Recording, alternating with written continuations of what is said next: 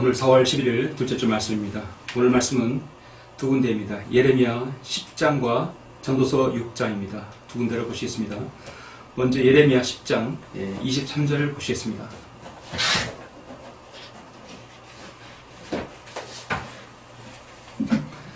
예레미야 10장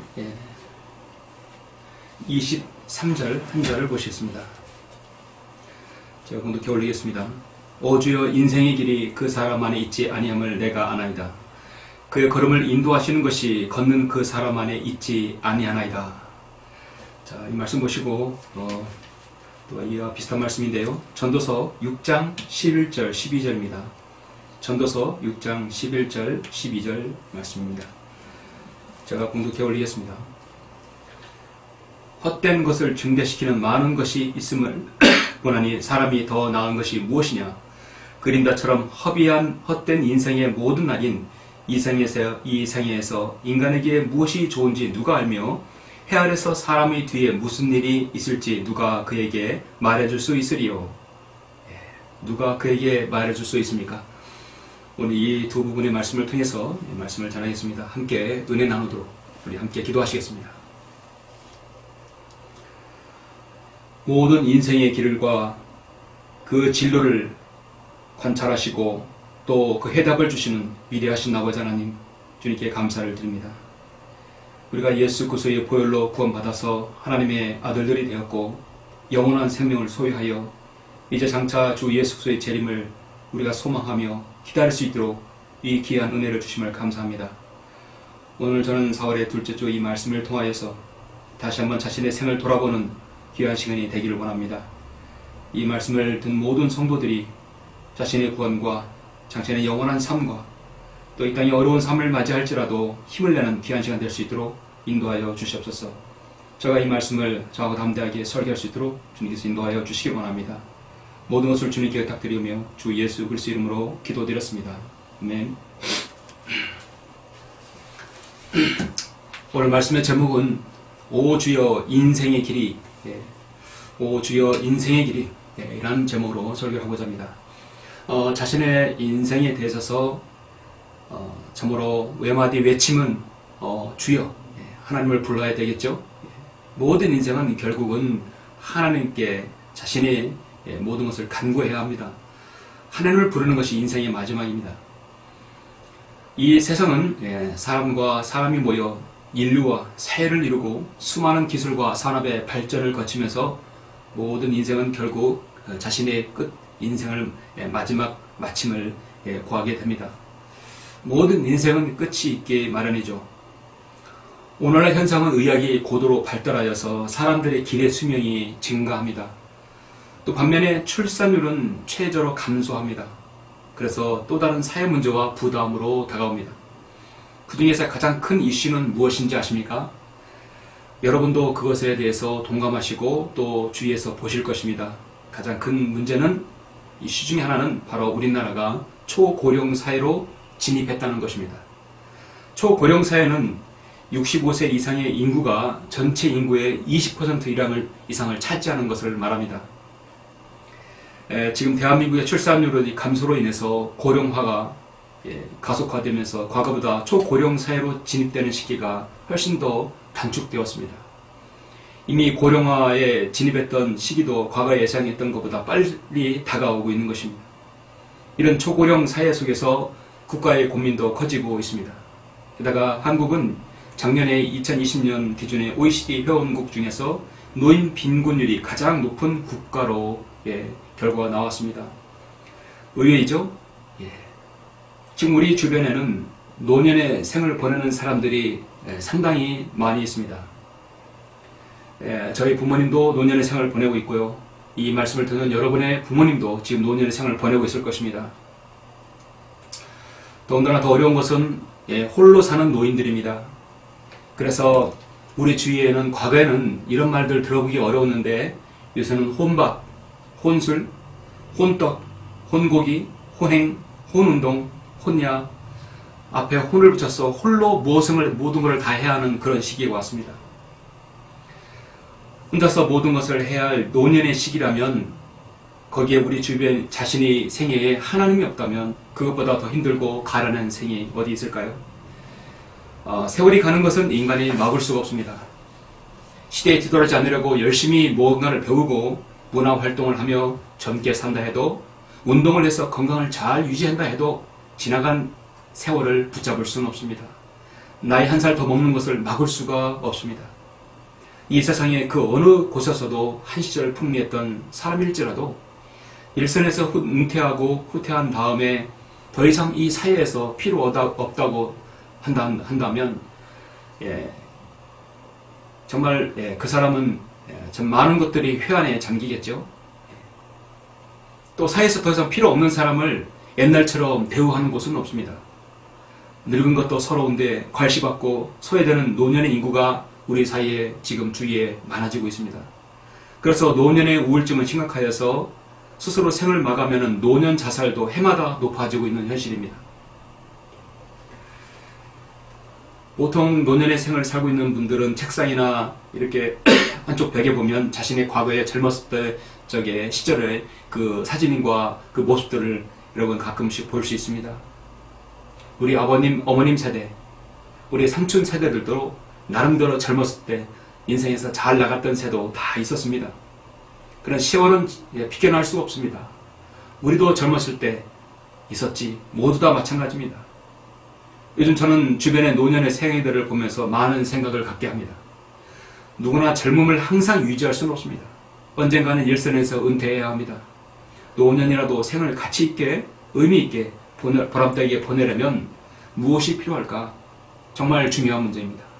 그래서 잠시 저는 성경에서 인생에 대해서 말씀하시는 것을 한번 숙고해 보고자 하는 것입니다. 오늘 우리는 다음 같은 본문을 귀 기울일 필요가 있습니다. 제가 두 가지 본문을 읽어드렸죠. 예레미야 10장 23절입니다. 오 주여, 인생의 길이 그 사람 안에 있지 않음을 내가 아나이다. 성경에서 인생이란 말이 두 번 나옵니다. 오늘 본문 말씀 예레미야 10장 23절과 전도서 6장에 있는 말씀 두 번 나옵니다. 그리 많이 나오는 단어는 아니죠. 그러나 성경 66권이 인생을 어떻게 살아갈지를 정말 정확하게 제시하고 있습니다. 오 주여, 인생의 길이 그 사람 안에 있지 아니함을 내가 아나이다. 그의 걸음을 인도하시는 것이 걷는 그 사람 안에 있지 아니하나이다. 잠언 16장 9절에서 사람의 마음이 자기의 길을 계획하나 주께서 그의 걸음을 인도하신다 하겠습니다. 또 하나의 본문 전도서 6장 11, 12절에 보면 그림자처럼 허비한 인생의 헛된 날이 이 생애에서 인간에게 무엇이 좋은지 누가 알며 해 아래서 사람의 뒤에 무슨 일이 있을지 누가 그에게 말해줄 수 있으리요. 헛된 것을 증대시키는 많은 것이 있음을 보나니 사람이 더 나은 것이 무엇이냐? 성경은 여러분에게 질문합니다. 사람이 더 나은 것이 무엇이냐? 인간에게 무엇이 좋은지 누가 알며 해 아래서 사람의 뒤에 무슨 일이 있을지, 죽은 다음에 무슨 일이 있을지 누가 그에게 말해줄 수 있느냐? 여러분은 그에 대한 해답을 가지고 계십니까? 이 설교를 듣고 있는 여러분은 해답을 가지고 있을 줄 압니다. 한 인생의 길을 인도하시는 분이 누구입니까? 그림자처럼 헛된 인생을 살아가는 사람에게, 인간에게 무엇이 좋은지 누가 알려줄 것입니까? 인생의 길이 그 사람 안에 있지 않음을 누가 그에게 알려줄 것인가? 여러분은 이 질문에 답변할 수 있을 것입니다. 이 질문에 답변할 수 있다면 그 사람의 인생은 그 사람의 인생이야말로 성공적인 삶을 사는 것입니다. 가장 심오하고 중요한 질문입니다. 예레미야와 오늘 전도서의 이 두 말씀이 너무도 매끄럽게 잘 이어지지 않습니까? 몇 번을 읽고 묵상해도 우리의 인생의 고백은 하나님의 인도하심이 없었다면 오늘 우리가 이렇게 영과 진리로 경배드릴 수 없고 또 진리 안에 기쁨을 누릴 수도 없습니다. 창조 하나님께서 인간에게 영감으로 기록하시고 섭리 가운데 보존하셔서 우리에게 주신 말씀은 하나님께서 인간에게 제시하신 말씀입니다. 하나님께서 인간에게 제시하신 직접적인 뜻은 디모데전서 2장 3, 4절에 나오죠. 이것이 우리 구주 하나님 앞에 선하고 기뻐하실 만한 일이니 하나님께서 모든 사람이 구원을 받고 진리의 지식에 이르기를 원하시느니라. 일단 인생은 먼저 구원부터 받아야 합니다. 이 땅에 사는 모든 사람은 구원받아야 합니다. 그 후는 영혼을 변멸하기 때문입니다. 예수 그리스도께서 갈보리 십자가에서 흘리신 보혈의 공로로 반드시 구원받아야 합니다. 그리고 두 번째는 바로 진리의 지식에 이르러야 합니다. 이것이 하나님의 직접적인 뜻입니다. 진리의 지식이 이르려면 디모데 후서 2장 15절 말씀대로 내가 진리의 말씀을 올바로 나누어 자신의 하나님 앞에 부끄럽지 않는 일꾼으로 인정받도록 공부하라. 예, 말씀을 올바로 잘 나누어야 되겠죠. 한 죄인이 구원받아서 그리스도인이 되었다고 한다면 그 사람의 인생은 더 이상 마귀가 관장하는 것이 아니라 하나님이 주도하심에 의해서 인생 행로가 펼쳐집니다. 문제는 하나님께서 그 사람의 인생의 길을 인도하시게 되면 마귀는 그 사람을 포기하지 않고 어떻게든 그 사람의 의지와 그 생애의 인도하심을 방해하여 궁극적으로 하나님의 뜻을 이루지 못하게 하도록 집요하게 전 생애에 걸쳐 공격할 것입니다. 진리의 지식의 체계를 잡는 그리스도인은 이런 사실을 잘 알기 때문에 끊임없는 마귀의 공격에 맞서 영적 전쟁을 치르게 됩니다. 그렇게 싸워 결국은 우리는 로마서 12장 1, 2절의 말씀을 실현할 수 있는 것이죠. 그러므로 형제들아 내가 하나님의 모든 자비하심으로 너에게 권고하노니 너희 몸을 하나님께서 기뻐하시는 거룩한 산 제물로 드리라. 이것이 너희가 드릴 합당한 예배니라. 너희는 이 세상을 일치하지 말고 너희 생각을 새롭게 함으로써 변화를 받아 하나님의 선하시고 기뻐하시고 온전하신 뜻이 무엇인지 입증하도록 하라 했습니다. 이것이 성경대로 믿는 그리스도인이 하나님 뜻 가운데 사는 인생입니다. 여러분도 이 말씀을 실현을 하기 위해서 매진하고 계시죠? 오늘 저는 말씀 제목을 오 주여 인생의 길이, 여러분의 자신의 인생을 되돌아볼 때 여러분 하나님 앞에 오 주여란 말이 절로 나옵니까? 인생의 나의 인생의 주관자이신 하나님께 오 주여 주여란 말이 나옵니까? 그렇다면 여러분 세 가지를 여러분 먼저 유념하시길 바랍니다. 오 주여 인생의 길이, 첫 번째, 자신이 인생이 얼마나 연약한 존재인지를 알아야 합니다. 소크라테스가 죽기 전에 너 자신을 알라 말을 남겼죠. 이 말 때문에 유행가도 생겨났습니다. 그 말 그 자체는 참으로 중요한 말입니다.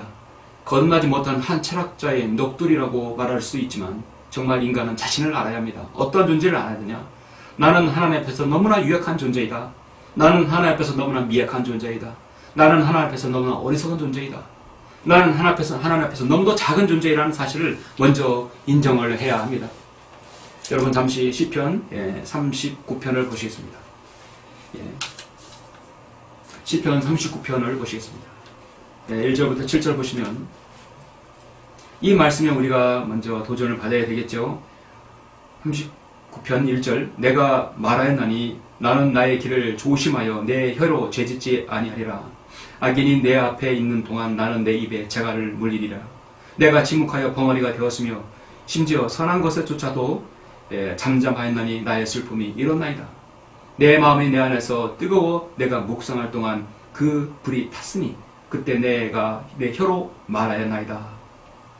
내가 내 혀로 시인하는 것이죠. 주여 나의 종말과 내 날들의 분량이 어떠한지 나로 알게 하시어 내가 얼마나 연약한지 알게 하소서. 다윗의 이 기도가 얼마나 감사합니까?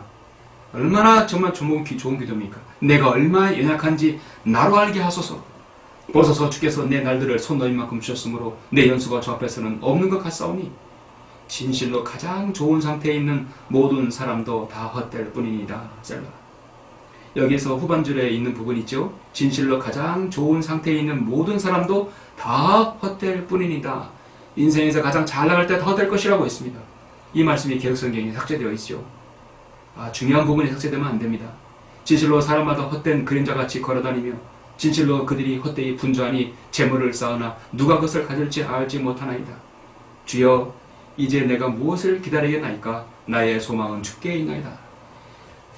이 기도가 모든 그리스도인 앞에서 절로 나와야 합니다. 주의 인생의 길이 나는 부족합니다. 내 날들의 모든 날은 아무리 잘나가도 하나님 앞에 손 놓을 만큼 주셨다는 말씀입니다. 그래서 자주 하는 말 중에 하나가 부처님 손바닥이라고 하죠. 사실은 헤아려 새 것은 없다고 이 말씀이 이미 3000년 전에 더 먼저 기록되었던 것입니다. 성경은 놀랍습니다. 이 인간이 해야 할 모든 말을 이미 다 기록해 놓으셨어요. 이 땅에 있는 모든 인간의 아무리 좋은 말, 훌륭한 말, 명언을 하더라도 그 말씀은 이미 다 성경에 기록되어 있습니다. 여러분이 아프면, 여러분이 사고 나면, 여러분이 힘들 때, 어려울 때 여러분 가장 먼저 어떤 말씀을 펴봐야 됩니까? 주님, 나는 연약합니다. 나는 미약합니다. 주여 나의 종말과 내 날들의 분량이 어떠한지 나로 알게 하십시오. 내가 얼마나 연약한지 알게 하소서. 나는 주 앞에 연약한 존재입니다. 라고 시인을 해야 하는 것이죠. 이것이 바로 인생에서 가장 중요한 시인의 고백입니다. 여러분 그러한 고백을 하십니까? 두 번째, 5주의 인생의 길이, 두 번째는 내가 얼마나 연약한지 알았다면 이제 창조 하나님을 내 마음속에 내 생에 기억하는 것입니다. 두 번째는 창조 하나님을 내 생에 기억하는 것입니다. 모든 인생은 각기 굴곡이 있습니다. 사연이 있습니다. 사연이 없는 인생이 어디 있을까요?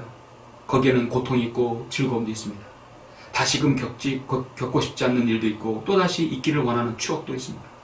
그러나 모든 인생은 언젠가는 마무리를 해야 할 날이 오고 맙니다. 다시금 무엇으로 태어나 다시 다음 생을 살아야 하는 것은 없습니다. 다음 생이라는 말은 우리에게 없습니다. 자신의 인생에서 무한대로 질주하고자 했으나 그것은 내 인생의 착각이었으며 광란에 질주했다고 솔로몬은 고백합니다. 전도서 12장 1, 2절을 한번 보시겠습니다. 본 말씀은 6장인데요. 전도서 12장을 보시죠. 12장 1, 2절 기한 말씀이죠. 너는 이제 너의 젊은 날에 곧 재앙의 날이 이르지 않고 나에게는 즐거움이 없다고 말할 해가 가까워 오기 전에 너의 창조주를 기억하라. 여러분의 젊은 날은 언제입니까? 우리의 인생이 노년에 이르러서 65세, 70세, 80세에서 여러분 젊은 날이 이렇다고 생각하십니까? 그렇지 않습니다. 인생에서 젊은 날은 노년이든 젊은 생이든 30든 40든 중요한 것이 자신이 생애에 예수 그리스도를 바로 알고 진리에 눈을 떴을 때가 가장 젊은 날입니다. 저도 50대지만 가장 젊은 날에 이르는 것입니다. 60대, 70대를 하더라도 이 말씀을 듣는 여러분이 진리의 말씀을 안다면 이 전도서 12장 1, 2절이 여러분에게 다가온다면 여러분의 인생 가장 젊은 날입니다. 해나 빛, 달이나 별들이 어두워지지 않을 때, 비 뒤에 구름이 다시 오지 않을 때에는 그리하라. 그날에는 집을 지키는 자들이 떨겠고 건장한 남자들이 스스로 굴복할 것이며 그들의 수가 적으면 맷돌질하는 자들이 그칠 것이라. 또 창문 밖에 보이는 것들이 어두워질 것이라. 이 지금 2절부터 6절에 있는 말씀은요, 모든 그리스도인이 휴거된 다음에 이 땅에 대환란에 있을 때의 상황입니다. 가장 자신의 젊은 날에 하나님을 바로 알았을 때 중요하죠. 그 사람은 하나님께서 이제 이 대환란 때 반드시 들림받게 하셔서 이 대환란을 통과하지 않게 하실 것입니다. 전도서 3장 11절에 이런 말씀이 있습니다. 그는 모든 것을 그의 때에 아름답게 지으시고 또한 그 세상을 그들의 마음속에 두시어 하나님께서 지으신 일을 처음부터 마지막까지 사람을 찾아낼 수 없게 하셨도다 하십니다. 모든 것을 그의 때에 아름답게 지으셨다.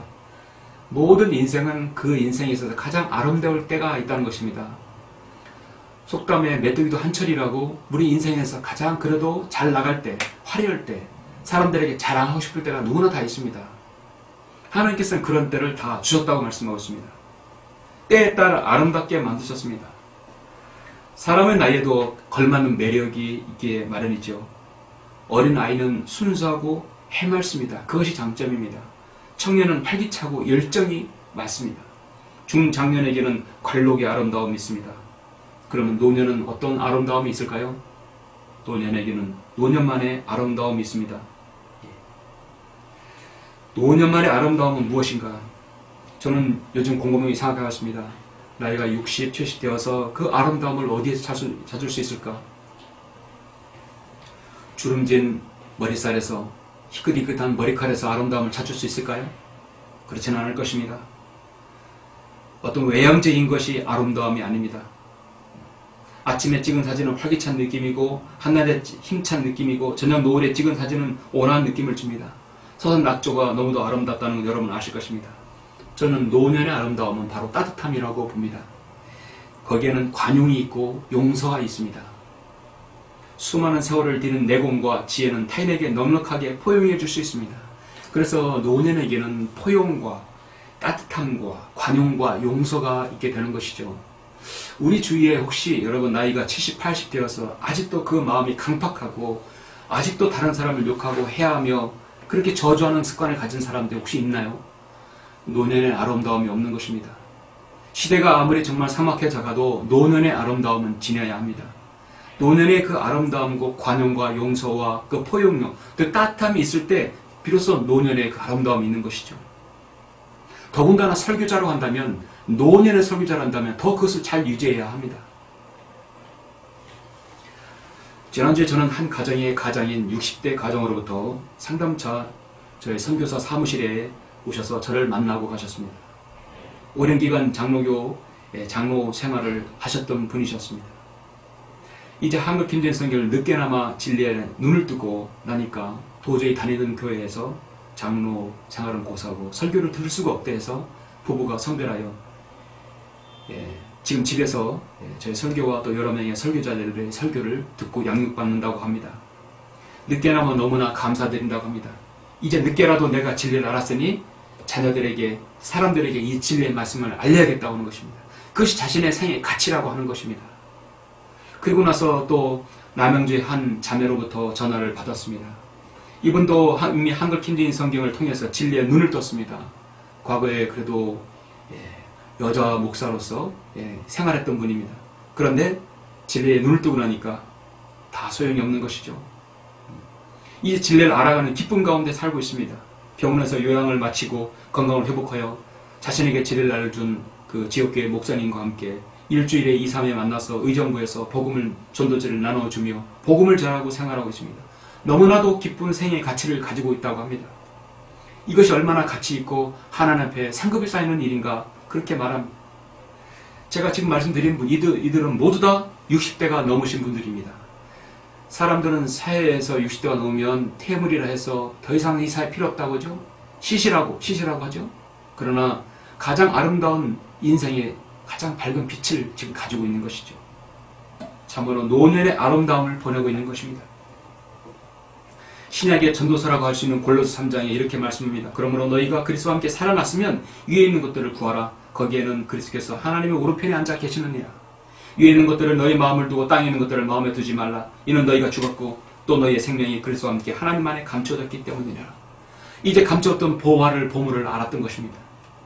외모로 보지 않으시고 각 사람의 행위에 따라 판단하시는 분을 너희가 아버지라 부른다면 너희의 이곳 나그네 시절을 두려움 속에서 지내라. 하나님께서는 외모의 어떤 아름다운 그것을 보지 않으신다는 것이죠. 진정한 노년의 아름다움은 바로 내적인 아름다움입니다. 영적인 아름다움인 것입니다. 오 주여 인생의 길이, 세 번째, 나는 주님의 쓰임받는 깨끗한 그릇이 되어야 될 것이다. 나는 하나님 앞에 내 인생에서 한 번이라도 쓰임받는 그릇이 되기를 원하는 것이다. 쓰임받는 그릇이 되어야 한다는 것이죠. 인간이란 말이 성경에서 가장 처음 나온 단어가 신명기 20장 19절에 나오는데 여기에 이런 말씀이 있습니다. 내가 어떤 성읍을 오랫동안 포위하고 쳐서 그것을 취하려 할 때도 너는 도끼를 사용하여 그곳에 있는 나무들을 베어 버리지 말지니라. 이는 내가 그것을 먹을 것이미니 들의 나무는 인간의 생명이므로 너는 그것을 포위하는 데 쓰기 위해 잘라내지 말지니라. 지금은 여러분 이해할 수는 없는 말씀이지만 중요한 것은 나무는 인간의 생명이라 했습니다. 여러분, 나무는 바로 인간으로 비유됩니다. 주님께서도 복음서에 있어서 나무는 인간 같다고 말씀하고 있습니다. 자, 여러분, 나무가 인간이다 하면 나무는 일단 잘 쓰임 받아야 되겠죠? 나무가 제목이 되어야 됩니다. 남자는 제목이 되어야 되고 여자는 재혼이 되어야 되겠죠? 나무가 쓰임 받지 못하면 딸감으로밖에 사용할 수가 없습니다. 인간은 어떻든 간에 어떤 모든 제목이 되어야 됩니다. 자신의 인생에서 한 번이라도 하나님께 쓰임 받아야 되는 것이죠. 하나님께 1,000번제를 드린 솔로몬은 하나님께서 너무나 귀하게 보셨습니다. 내 소원이 무엇이냐 했을 때 금은 보화가 아니라 그는 지혜와 또 명철이었습니다. 하나님께서 그걸 주셨죠. 원하는 대로 주셨습니다. 전무후무한 지혜로 선물을 주셨고 역사상 가장 지혜로운 사람이 되었습니다. 세상에 있는 모든 지식을 통달한 사람이 되었습니다. 하나님께서는 솔로몬에 구하지 않는 모든 재물과 권력도 주셨습니다. 수많은 이방 여인도 그는 얻게 되었습니다. 왕비가 700이요 후궁이 300이었으니 그 아내들이 그의 마음을 얼마나 돌려놨겠습니까?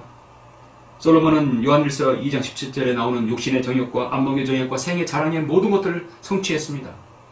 그리고 솔로몬은 하나님을 떠나버렸습니다.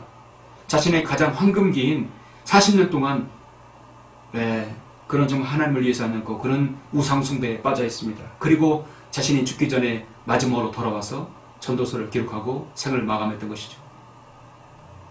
그렇게 훌륭한 생을 보낸 사람이 아니었습니다. 그러나 돌아왔습니다. 그러나 내가 먼저 살아보니 가보니 먹어보니 누려보니 이것은 헛된 것이라는 것입니다. 부귀 영화를 누려보고 헛되고 헛되며 헛되고 헛되니 모든 것이 헛되다고 허무의 탄식을 한 것이 바로 솔로몬의 전도서인 것입니다. 절대적인 부귀 영화를 가지고도 마음의 공허함을 해소할 수 없었다고 솔로몬은 말합니다.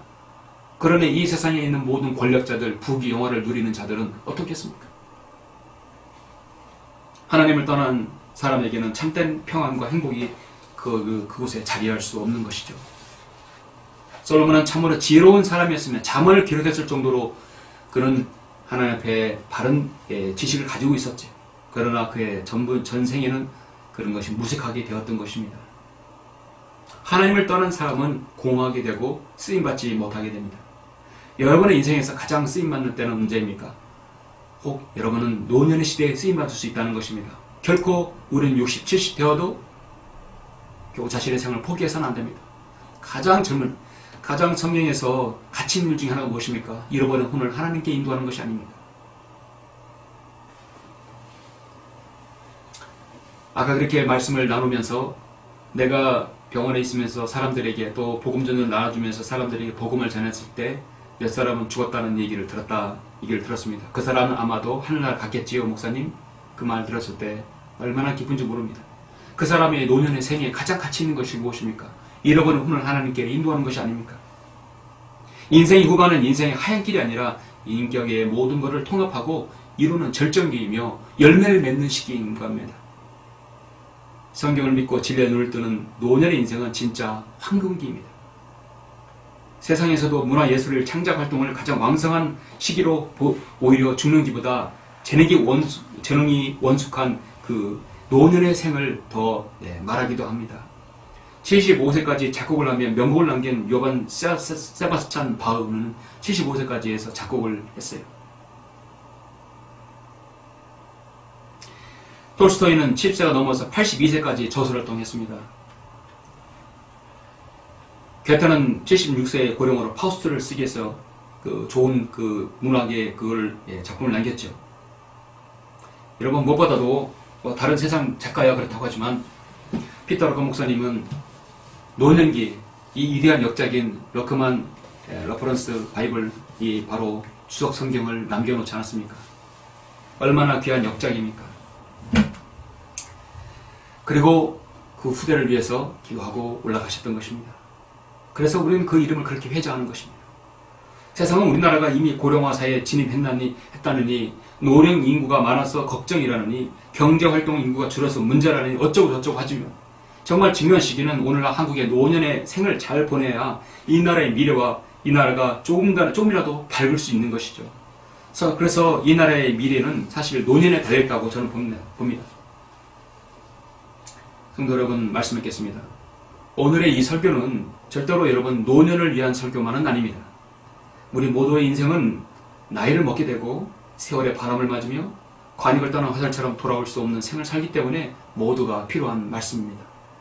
우리는 각인의 인생에서 예수 그리스도를 만나 우리 인생이 역전된 사람들입니다. 그때 너희는 그리스도부터 분리되어 있었고 이스라엘 나라에 속하지 않는 타국이니요 약속의 언어들부터 생소한 사람들이었으며 소망도 없고 세상에서 하나님도 없었느니라.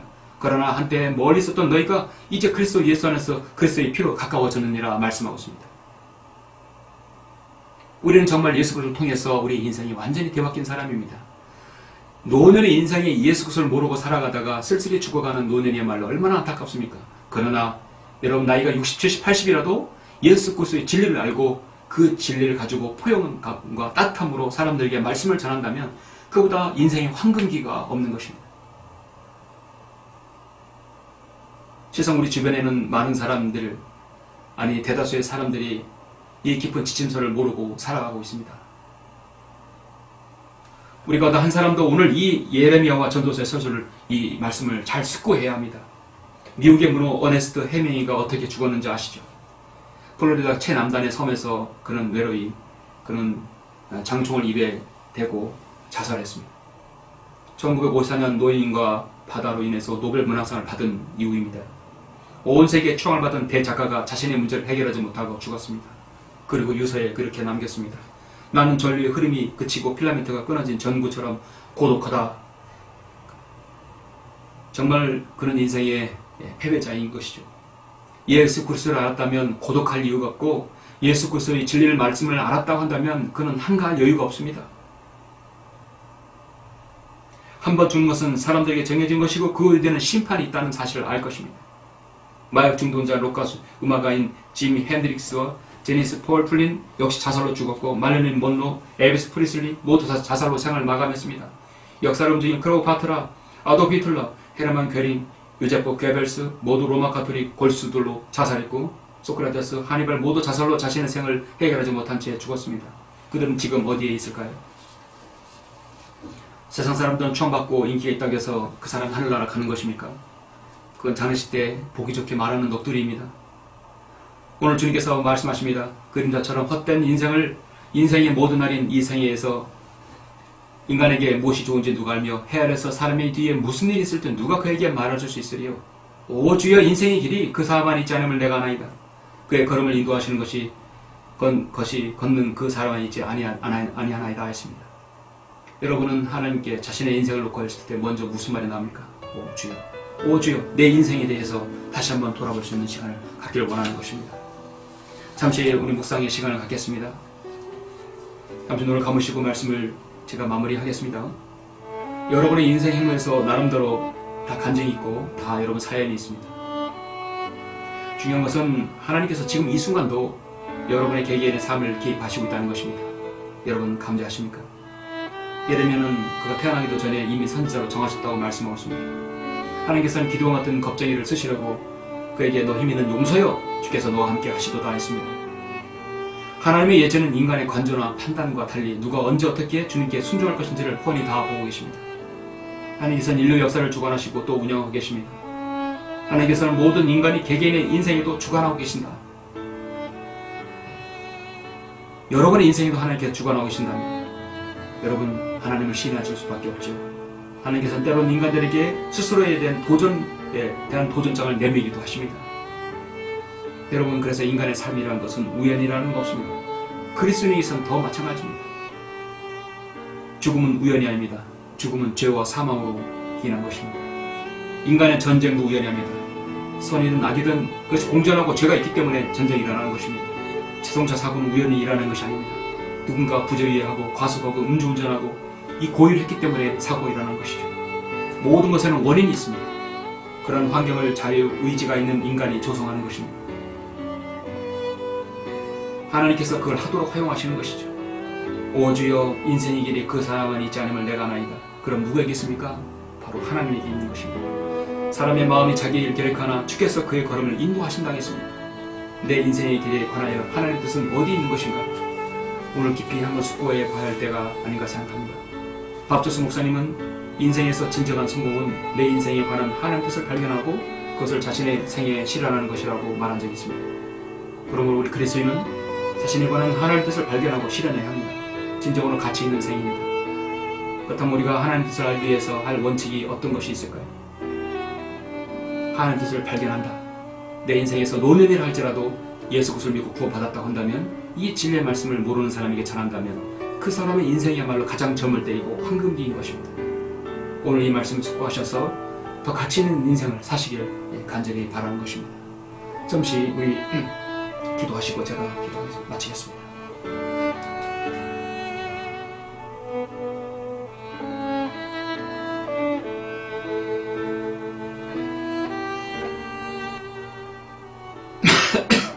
제가 기도함으로 설교를 마치겠습니다. 모든 인생의 주관자이시며 인간의 모든 생사화법을 주장하시는 위대하신 아버지 하나님, 주님께 감사를 드립니다. 오늘 4월 11일 둘째 주를 맞이해서 예레미야 말씀과 전도서의 말씀을 통하여 오 주의 인생의 길이 어느 누구에게 있고 누가 관장하는가를 오늘 말씀을 통해 바로 알게 되었습니다. 감사드립니다. 우리 모든 사람의 생은 우연이 없습니다. 반드시 결과가 있습니다. 우리가 예수 그리스도를 알고 마음의 구주를 인접해서 그리스도인이 되어본 이후에 진리의 말씀에 눈을 떠서 하나님을 바로 섬길 수 있다는 것, 하나님의 놀라운 섭리와 축복인 것입니다. 오직 하나님, 오늘 말씀을 통해서 자신의 삶을 한번 돌아보고 가장 가치 있는 생이 언제인가, 가장 가치 있는 생은 바로 지금이라는 사실입니다. 이제 예수 그리스도께서 다시 오실 때 우리 우리가 이 땅에 사는 동안 복음을 전하고 진리를 전하는 우리 생의 놀랍도록 너무나 중요한 사실입니다. 자신의 인생에서 가장 황금기를 놓치지 않는 모든 성공을 할 수 있도록 주님께서 인도하여 주시옵소서. 주님 예수 그리스도 이름으로 기도드렸습니다. 아멘.